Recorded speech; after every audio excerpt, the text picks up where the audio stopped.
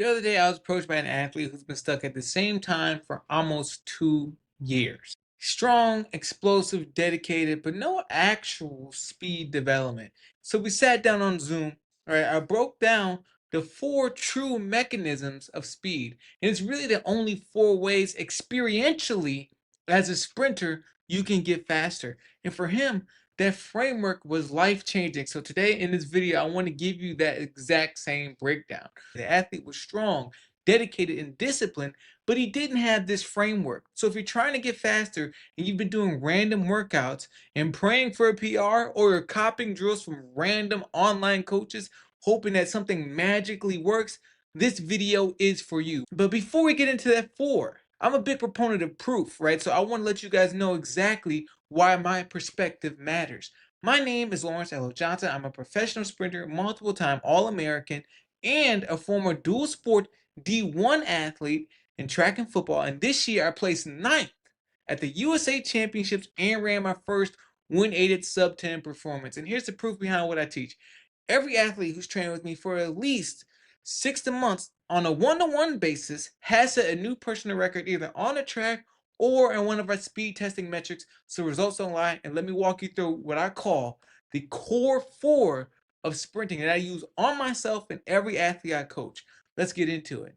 There are thousands of drills, hundreds of cues, and millions of opinions. But truthfully, there's only four ways sprinters can actually get faster. One is positions, two is power, three is posture, and four is patience.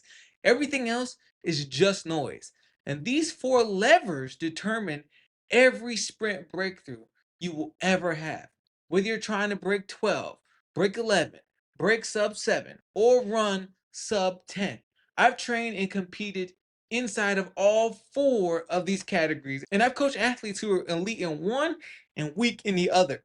And the pattern always holds true. So now I'm going to break down each of these four vehicles, their pros, their cons, and how you should approach them. Core number one is position.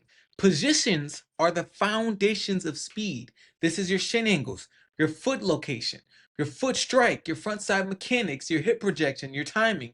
If you're not in the right positions, you cannot get faster, no matter how many you run. Your positions equals your control. Your control is where every centimeter of your body goes. And the pros are the fastest improvements usually happen here. They're extremely measurable and instantly changes your acceleration mechanics. It also builds long-term efficiency, but the cons here of but the cons of positions is it's hard to self-diagnose. It requires real coaching or feedback, and mistakes compound fast, and it requires an extreme attention to details. And positions are why sprinters look smooth. You see effortless when you see really strong sprinting or really efficient sprinting because they're doing it in perfect angles. And that leaves the core number two, power. Power is the actual force you put into the ground because speed comes from ground contact, not leg speed. Power is how hard you hit and how fast you hit that ground. Vertical force, horizontal force, and elastic stiffness. But the pros of power is that it builds true top end speed, right? It enhances stride length and stride frequency, and it's predictable and trackable. But the cons are you need structured progression, and it can't be rushed because it requires strength and technique to truly build power. And this is the number one thing I see people making a mistake is they think gym strength equals sprint power. And this is why athletes always say, I'm strong in the weight room, but I'm not fast. Because speed is applied power, not raw power. And that leads into core number three, posture. Posture is the transmission of force. It's your torso, it's your hips, and it's your pelvis under load. And this determines whether your force actually transfers. So whether your stride collapses, or how long can you maintain max velocity, or whether you bounce or glide, or whether you tighten late in a race. And these are the pros, right? It's highly efficient. It's immediate improvement in 30 to 60 meter segments, and it helps maintain speed without extra effort. And also, it reduces injury. But here goes the cons. It's hard to maintain under fatigue. And it's not obvious without trained eyes. And it can break easily if you're rushing. And it requires daily work. And posture is why elite sprinters glide. They stay tall, they stay stable, and they stay aligned. And this is the efficiency and not magic. And number four, this might be single-handedly one of the most known things in sprinting, and it's patience. Because patience is the most misunderstood speed mechanism because it includes patience through acceleration. It includes patience rising to the upright position. It includes patience and max velocity. It includes patience in rhythm. It includes patience in training, and it also includes patience in recovery, and patience in not rushing frequency, because most athletes are simply rushing, which always kills speed. But pros build elite composure. They unlock long-term gains.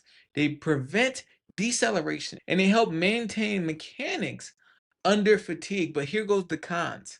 It's zero instant gratification, right? Being patient for the first 30 meters might actually put you behind, depending on who you're racing. So it's no instant gratification. It's the hardest thing mentally to do, and it cannot be forced, but it requires consistency. And patience is why elite sprinters look so relaxed at elite speed, because they're not forcing fast, they're building fast. So which one do you need? Speed development is like scaling a business, right? You fix the constraint, then you grow, right? You fix the bottleneck, and then more water flows through. But here's how to identify your constraint. If you are a beginner, it's more than likely going to be your positions. So ankles first, and everything else downstreams depend on this. If you're strong but not fast, focus on positions. It then turns into power. So you have the horsepower, but you don't have alignment. And if you fade late in races, it's about posture. Your hips are collapsing, your torso's probably rotating, and your mechanics fall apart. And if you rush everything, it's definitely patience, right? So say you get out faster than everybody, then everybody pulls you back in. It's a good chance it's probably patience. So the most common mistake, and the most destructive mistake, and the most ego-driven mistake is that you're forcing your sprint instead of flowing with it. So Sprint Nation, man, if you want real speed, and I'm not talking about like feel fast or think fast. I'm talking about you're going to PR every time you're on the track. These are the only four ways your body can actually get faster experientially. And even, if you're coaching an athlete, right, you're going to program stuff in the weight room based on powers, position, posture, and patience. And as a sprinter, everything else is noise. As a coach, you still can use those core four. If you master these, you will evolve faster than 99% of athletes, because wasting time on random drills that you don't even know if you need is a guaranteed waste of time. So if you don't know me, I'm Lawrence Ello Johnson, and every athlete I train on a one-on-one basis for at least 6 months has PR'd barring injury. And it's not because of talent, but because of the core four. So if you want more videos like this, hit the subscribe button, and always protect your dreams. So now you have two options.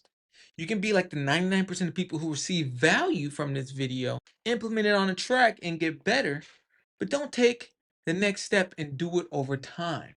Or you can be the 1% who actually want to protect the dreams and not just watch a video for entertainment, but never execute. If you want to be that 1%, you can click the link in the description and join my free community called Sprint University, where there's a group of sprinters all working together for free. I'll see you guys in the next video.